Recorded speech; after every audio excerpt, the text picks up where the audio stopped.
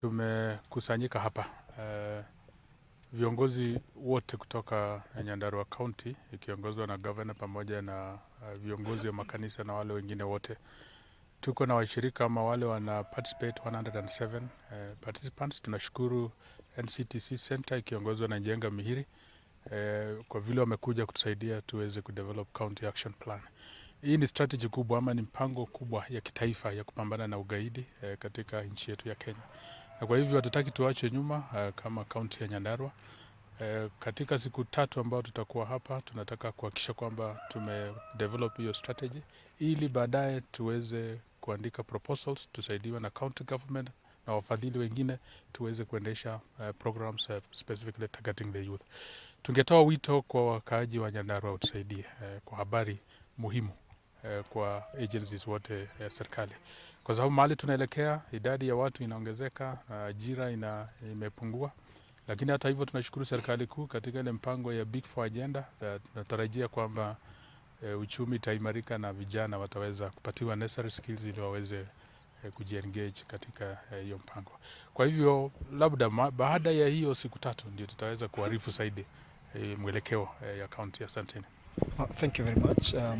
This is a program, what we call the National Strategy for Countering Violent Extremism, which we are domesticating at the county level so that it can address the peculiar situations in each county.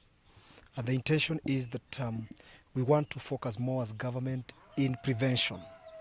We want to be proactive. We don't want to be reactive. We want to make sure that these terrorists do not gain ground so that our people can remain safe. And that's why we are here, mobilizing all the leaders, led by His Excellency the Governor and the County Commissioner, and all the stakeholders in Nyandarua who can be of help in making sure that we overcome this threat and this menace of terrorism.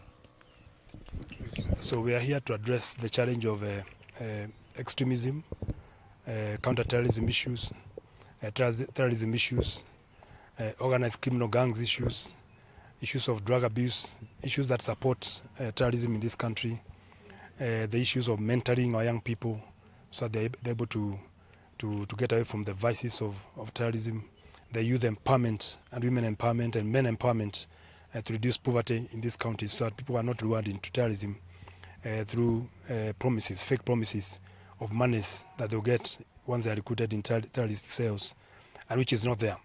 Whether it means reactivating the community policing groups, the Nyumba Kumi initiatives, the ward committees initiatives, the development committees at whatever levels, they must also be securitized to make sure that they also address issues of terrorism.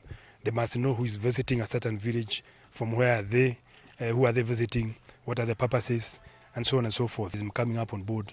And terrorism becoming tribalist, raceless, classless, genderless, religionless, even colorless, then it's impossible to ignore these things. We must know who is visiting. We must get to deal with criminal gangs. We must take care of our children when they are getting circumcised. They must be taken care of. We must know who is taking care of them, who is mentoring them. Students must be mentored from ECD all the way to university and even after university, so that we bring in values.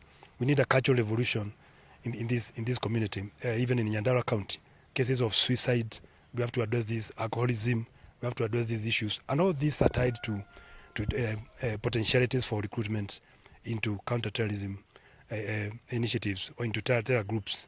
So that's why we are here to come up with a Nyandarua script for countering terrorism and extremities, extreme violence in this county. And we shall deal with it from a very applied position. We will work with our youth, empower them. We will work with our women to provide intelligence, to provide information, to empower our youth. And we will work with men to go back home, to mentor their young people, both male and female, and to have strong families emerging. Victims who really suffer when you look at any terror attacks that have happened in this country. Some of the people who really get affected are very, very poor people, extremely poor people.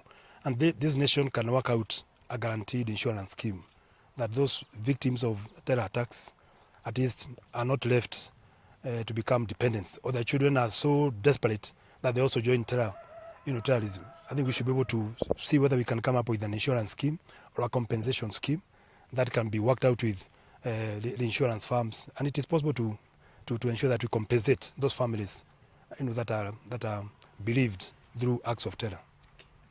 Yeah. Then in Kikuyu.